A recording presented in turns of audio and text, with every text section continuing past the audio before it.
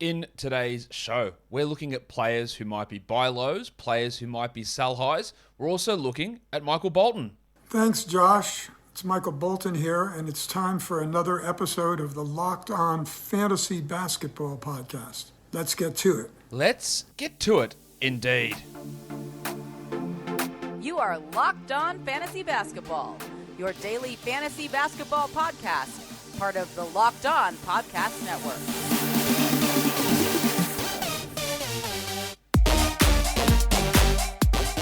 Hello and welcome to the Locked On Fantasy Basketball Podcast, brought to you by Basketball Monster. My name is Josh Lloyd and I am the lead fantasy analyst at basketballmonster.com and at Yahoo Sports Australia. And you can find me on Twitter, as always, at redrock_bball and on Instagram at Locked On Fantasy Basketball. Thank you for making Locked On Fantasy Basketball your first listen every day. We are free and available on all platforms. We're here to do a sell high and buy low show. Remember, a sell high show does not mean you must trade that player. It does not mean that at all. It means that they are probably at a peak, and if you can get really good value in a deal, you sell them off. You may get them, you might lose a little bit in the short term, but over the long period, I think you win. A buy low does not mean you must trade for this player. It means that they are at a low point of their value, and if someone is frustrated with having them on their fantasy team, you see if you can get a trade and get them at a bit of a discount. It doesn't mean paying what they might get to. It doesn't mean you're giving an equivalent trade of a 50-50, any bullshit like that.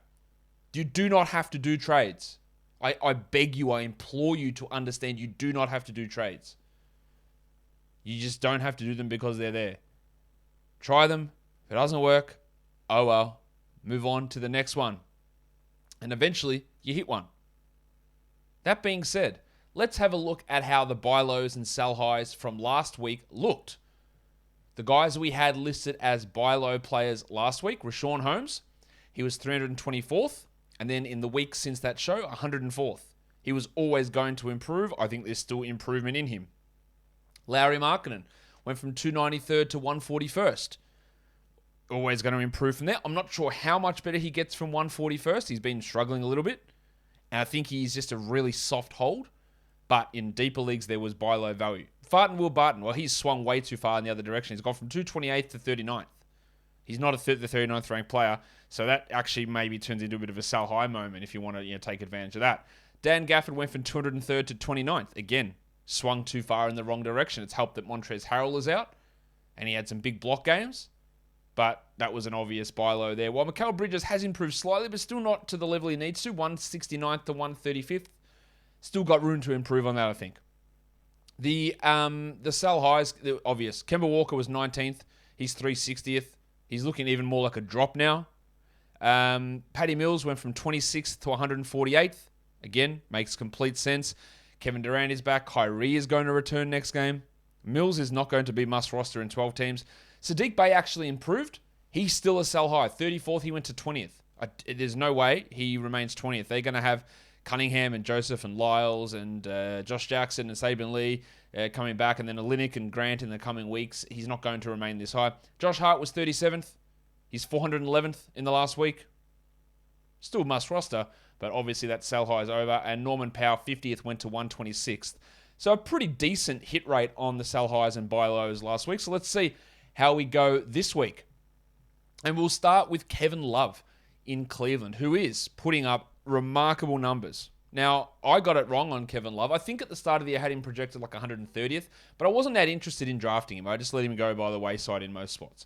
And then he started putting up good numbers, and I was like, okay numbers actually, to be fair. And I thought, all right, I don't really see this happening. He's rostered in too many leagues. I don't see him as must roster. If you want to drop him, I think there's some ability to drop there. And he's been awesome ever since. He's the 74th ranked player this season, but he's 30th over the last 2 weeks. So I'm looking at what he's doing, and I'm really skeptical of it continuing. He's hitting almost 5 threes per game on 50% shooting. That's not going to continue. He's averaging 24 points in 27 minutes. It's probably not going to continue. He's got a 28 usage. Well, maybe that does continue. But remember, we've had situations with Mobley and Mobley and Allen out over the last couple of weeks. Darius Garland's been out as well, funneling more usage towards Love. And it's one of those situations where minutes have risen, 4 or 5 extra minutes a game. usage has risen, and he's paired that with 50% three-point shooting. So it's the triple whammy. His numbers have been great. I'm not suggesting to drop him, but he is a name brand guy who's playing at a really high level. If I could get a top 60 player in a trade back, I probably would.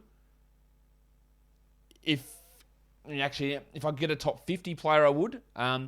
Otherwise, I would just ride out this hot streak. There is definite things there that are going to fall off. I don't really think you can argue too much with that. Jaylen Brown. JB, you've done it again. 28th over the last 2 weeks, 21st in points leagues. He was actually traded in a deal. And I know people go, oh, these are trades of bullshit. These are bullshit trades. Nobody's ever doing these trades. Well, somebody did this trade, as with all of these trades. And yeah, I do go through these trades and try and get rid of the ones that look completely like cheating. And this is not cheating. I understand what people's valuation. It never happened in my league. My league's too competitive, mate. We're the best. You're the worst. Suck on this one. And that's cool. You got a great league. You're the best. Your league's awesome. But stuff happens in multiple different leagues. Weird shit happens all the time. Right? And I think it's worth just mentioning how people can value players differently. He was traded, Jaylen Brown was, with Norman Powell for Karl Anthony Towns. Now, that's taking advantage of the sell high of Norman Powell last week, I think, and the sell high of Jaylen Brown this week for Towns, who'd been out with COVID. Huge win to get Towns there, I think. Brown is putting up big numbers, 31.3 points. He's playing a gigantic 38.4 minutes. He's got a 36% usage. All of those things are going to come down. He's doing this without Jason Tatum, and there's your number one thing. No Jason Tatum is enabling more playing time, more shots for Jaylen Brown. He's only averaging 3 assists. He's not getting much in terms of defensive stats. He's getting to the line almost 8 times a game. That's a function of having the ball a lot more without Tatum there. Brown is the 41st ranked player this year. I think he's like a top 50 guy. Now, what would I trade him? If I could do that for Towns, I would. If I'm viewing him as like a 50 to 60th ranked player, if I get a top 40 guy in a trade, I'm happy with it. If I've got him and I trade him and I get a top 40 player back, I'm happy with that. If not, what do? You ride it out, you enjoy what's happening, and you expect the dip, because the dip is going to come. And you just go through with it, and you enjoy the current production that you're getting. But if your current production involves too many subscriptions, you're producing at too high of a level. Your usage on subscriptions is through the roof. Well, maybe you need TrueBill. TrueBill is the new app that helps you identify and stop paying for the subscriptions that you don't need, that you don't want, that you simply forgot about. Find a way to reduce your subscription usage rank. SUR, new metric. On average, people save up to $720 a year with TrueBill, and because companies make it hard to cancel, TrueBill makes it incredibly simple. Just link your accounts and TrueBill will cancel your unwanted subscriptions in just one tap. And your TrueBill concierge is there when you need them to cancel unwanted subscriptions so you don't have to. TrueBill has over 2 million users and helps save them over $100 million. Like Maddie B, who says, in a matter of seconds, I saved $660 for the year on my DirecTV bill and saved $120 for the year on my Sirius XM bill. I saved $840 a year on car insurance. Maddie B is dominating. Don't fall for subscription scams. Start canceling today at truebill.com/lockedonnba. Go right now. That's truebill.com/lockedonnba. It could save you thousands a year. truebill.com/lockedonnba. Let's go to the next guy. Stop. Hammer time. Yep. Hamidou Diallo. And again, it might seem obvious to you. Obviously, he's doing this because of this reason. It might seem obvious to you. But when I have multiple people asking me the question, hey, is Hamidou Diallo for real? Is this the breakout? We can expect this long term, right? When those come in multiples, it's worth mentioning that no, we can't expect this long term. He's the 37th ranked player over the last 2 weeks. He's 16th in points leagues. And how is it happening? Well, there are things here that just have no chance of sticking for Diallo. Remember, he is doing this without Cade Cunningham, Jeremy Grant, Kelly Olynyk, Corey Joseph, Killian Hayes, Saban Lee, Isaiah Stewart, Josh Jackson. All those guys have been out. So he's playing 39 minutes a game. His usage is at 26. 23 points per game. They are saying, we have got nobody else. Hamidou, can you please score for us? And he's doing it really well. He's also averaging a ridiculous 3.8 steals. So even if the 39 minutes stayed and the 23 points and the 8.5 rebounds, which they won't, but even if they did stay, he's not averaging 3.8 steals per game. Diallo is the 207th ranked player this season in 21 minutes a night. And maybe he plays more than 21 minutes a night rest of the season. He probably does. But when Grant comes back, he goes back to the bench. And that's still weeks away. But it will happen. Jeremy Grant's not out for the season. So when Grant returns, he goes back to the bench. And he plays 22, 23 minutes. And he doesn't get 3.8 steals or average 23 points and 8.5 rebounds. And none of that happens. And he's like 180th, maybe 200th best player. If I could get any top 100 player back for Hamidou Diallo in a trade, I would. And I would understand that for the next... I was going to say for the next week, but literally, Cunningham is back today. This might end now. You might have a window of an hour to do this trade. This might end now. But maybe it lasts for another week. I doubt it, but maybe it does. Let's go to New Orleans and look at Herb Jones. People love Herb Jones. I think he's really good. Been very impressed with him this season as a second-round rookie. Not even as a second-round rookie. As a bloody NBA player, he's been really impressive. Do I think he's a must-roster fantasy guy? No, I don't think he's quite there. Actually, that's not true. I think he is must for the moment. But I also don't think that he's the 72nd best player moving forward, which is what he is over the last 2 weeks, and 130 in points leagues. So why do I not think that? Well, there are two blokes who've been out recently. One of those is Zion Williamson, and I have no idea whether Zion is returning this season. I have to assume that the likelihood of him coming back before the end of February is low, and that might mean his season is over. That is possible. But the thing that's really helped Herb over the last week or so has been Brandon Ingram's absence. Jones has gone from 30 minutes a night to 37 minutes a night without Ingram. He's also, again, paired that with some big defensive games. 1.8 blocks he's averaging over the last 2 weeks. He hasn't missed a single free throw, and he's hitting 41% from three. Herb Jones has been impressive. We love what he's doing defensively. No one in their right mind thinks he's going to be a 41% shooter, 100% from the line of 1.8 blocks. Even the 33 minutes is probably high, considering what his playing time had been when Ingram and Hart were healthy. So, look, no problem at all with what he's doing, but those numbers are out of control. He's had 6 blocks in his last 2 games. Like 6 blocks in 2 games is great. And prior to that, he had 3 blocks in 3 games. So it is a big difference. The shooting numbers, he's at 36 for the season from 3, but he's up to 41 here. These are only slightly small things that don't really look massive when you look at 1.8 blocks. You don't go, oh, that's gigantic. But it is in comparison to 1.1 blocks. And 100% from the free throw line compared to 79 for the season. It's big. It's a big difference. And these things all have an impact. I think Herb, you look at as 110th to 130th. That's sort of a type of player for the rest of the season. So if you get a top 100 guy back in a deal, I think you do it. Gordon Hayward, 157th ranked player over the last... doing buy lows, sorry. Should have mentioned that. Buy lows now. Gordon Hayward, 157th over the last 2 weeks. 162nd in points leagues. He was traded straight up for Kyrie Irving. And on a per-game basis, Kyrie Irving's probably a top 10 player. But given how many games he's going to miss, I would rather Gordon Hayward. So Irving's if you've got Irving, it's a great time to trade him before his first game in a couple of days' time. Hayward is the 71st ranked player this season. Over the last 2 weeks, he's playing just 29 minutes. He's hitting just 71% of his free throws, and he's averaging just 10 points per game. And we don't expect any of those things to stick for Gordon Hayward. He can get injured, sure. Anybody can get injured. Kyrie Irving can get injured. But on a healthy team that's not getting blown out, he's not playing 29 minutes or averaging 10 points per game.